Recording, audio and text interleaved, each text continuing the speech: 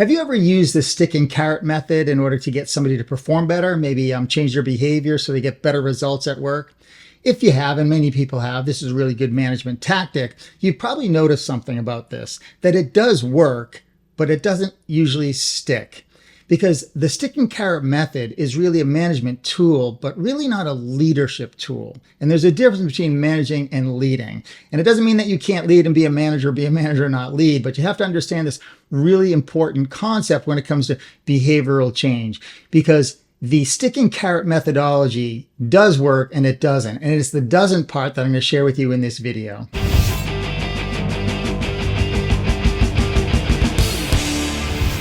Hi, my name is Cicio, and this topic on helping people to improve their performance or their behavior and express more potential is really, really important to me.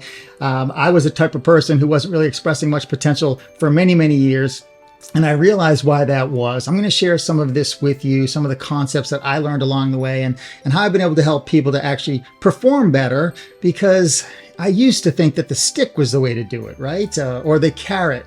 And although that method works, you probably notice that it's pretty temporary when it happens, right? You hit somebody with a stick metaphorically and they do better.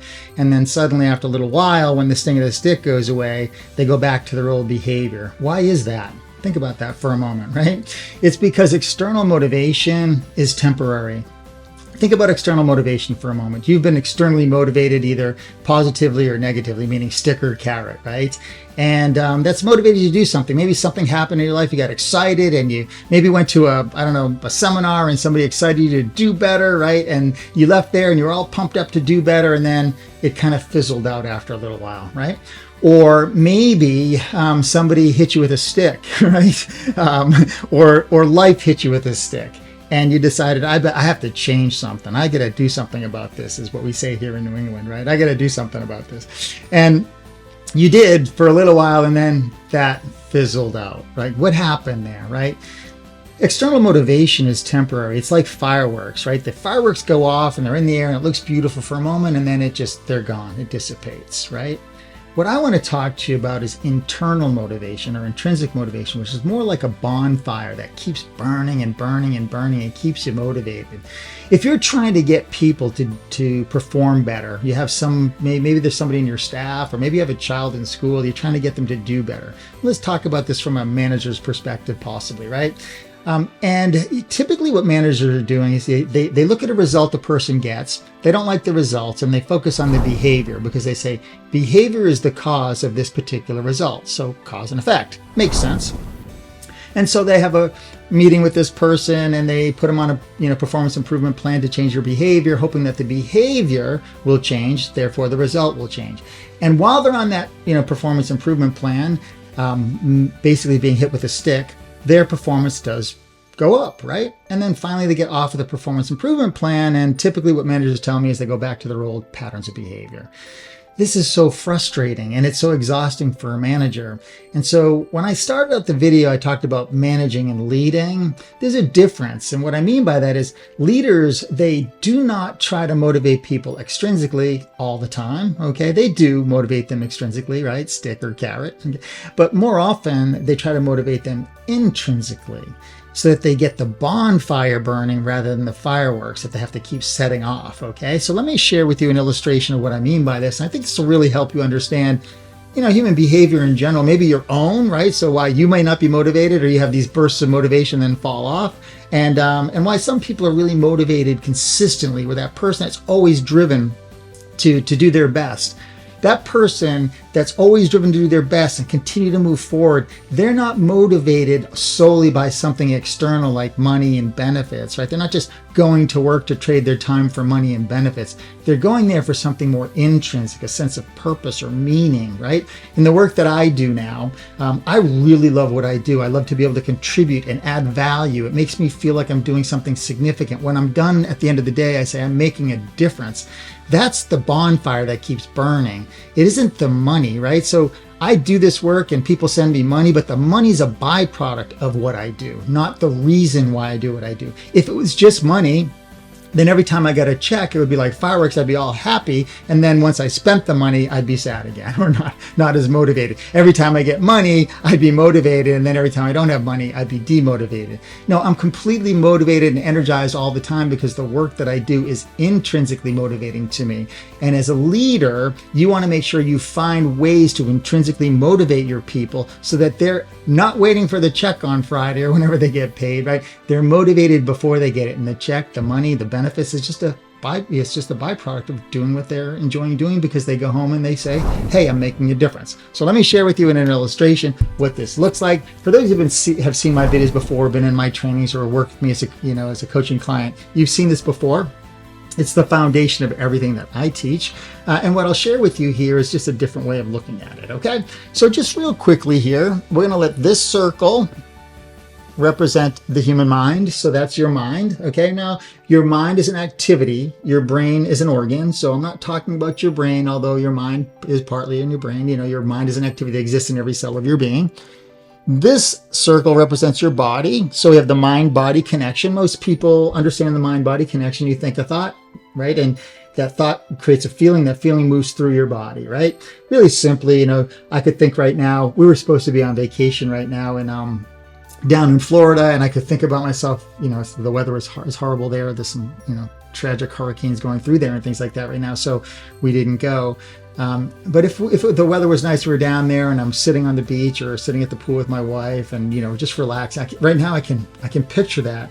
And I actually feel like I'm there. I feel warm. I'm too relaxed for this call now. I'm a little relaxed for this call now because I feel in my mind, we're at the pool and we're relaxing. And I just suddenly feel relaxed. That's the mind-body connection. So let me get re-energized here for you here, not being at the pool side, and share this illustration. So here we have the mind, here we have the body, okay? The mind is split up into two parts. So for most people, you understand this. So if you've watched me before, you've seen this. You have the conscious and the subconscious, okay? At the conscious level, this is where we think.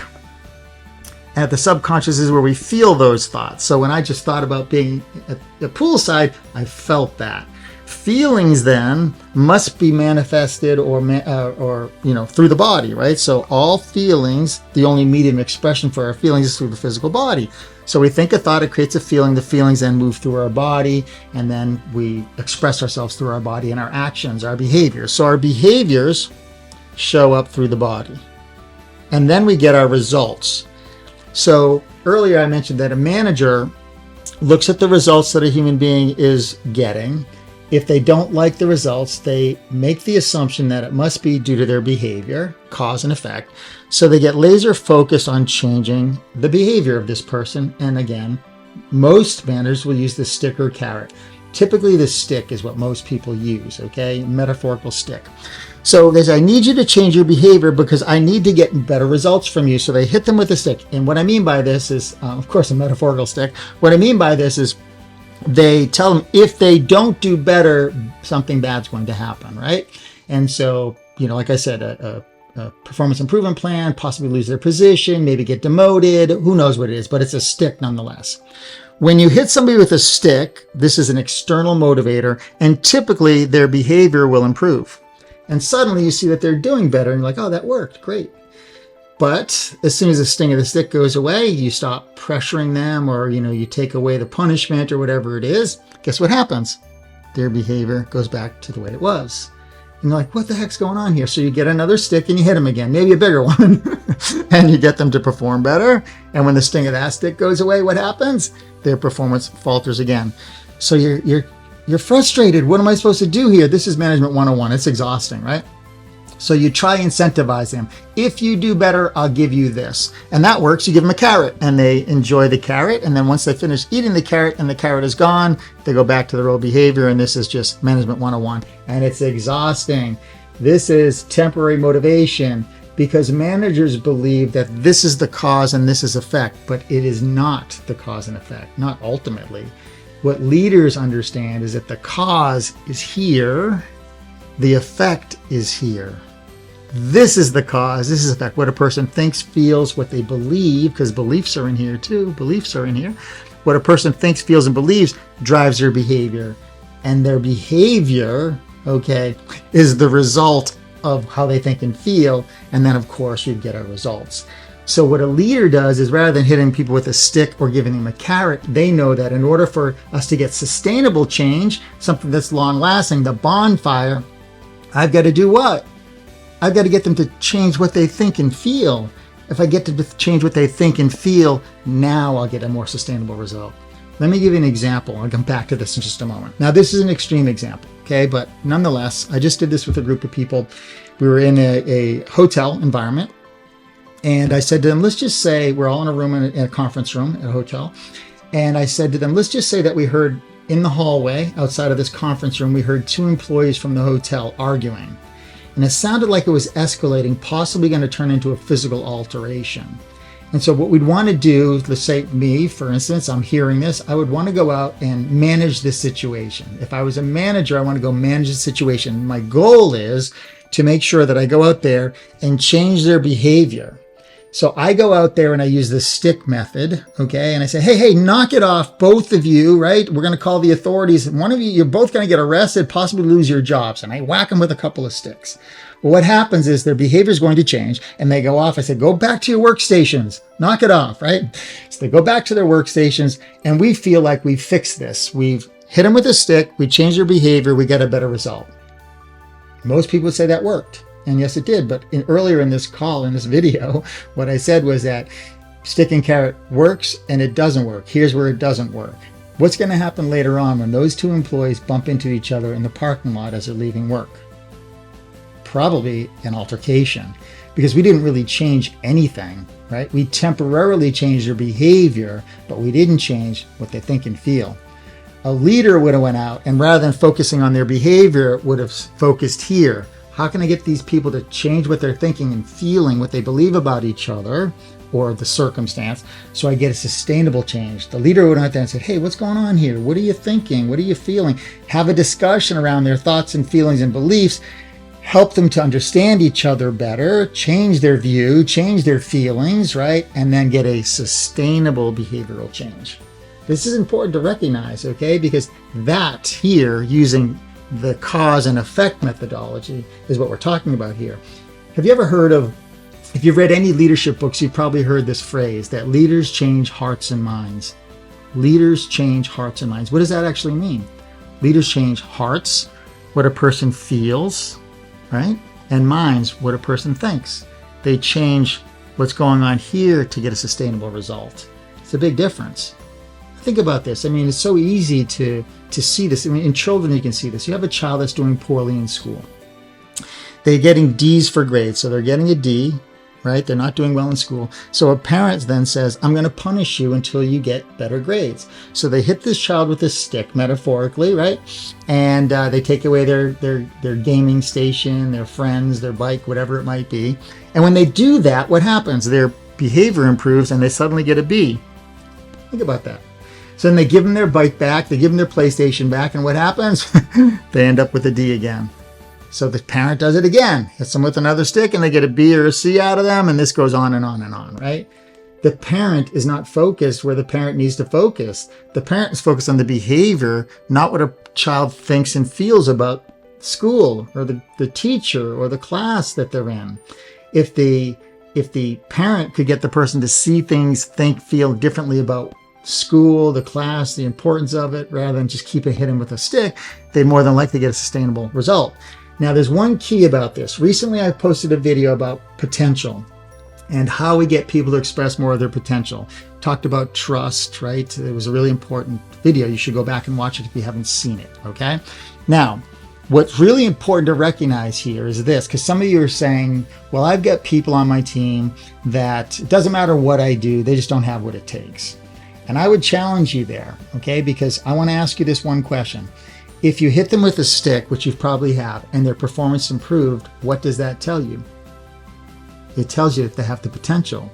Because if you hit them with a stick and nothing changed, then maybe you're right. They don't have what it takes. But if you hit them with a stick and they do better, then it's within them. Your goal is to pull it out of them and to pull it out of them more sustainably than just hitting with a stick, trying to get them to change what they think and feel about the work that they do, the contribution that they're making, the value that they're adding, right? The mission of your organization, the vision of your organization. Get them connected to the bigger picture, so they go home and they feel like they're making a difference. Make sure that they feel like they're contributing in some way that adds value, that their work is significant, right? That they have meaningful connections with their team. These are intrinsic motivations that keep the bonfire burning and burning and burning, so people come to work for that, not for money and benefits. The money and benefits are a byproduct. So if you want to change somebody's results, yes, you can focus on your behavior. You can use this stick and carrot. I'm not saying don't do that, but that shouldn't be your only way of motivating people and getting them to perform better. You have to change how they think and how they feel. And if you can do that, you'll get a sustainable result. And now you can call yourself a leader, not just a manager. If you like this video, please click the like button. If you know somebody who could use this information, whether it's professionally or personally, make sure you share it. And don't forget to subscribe. Thanks for watching.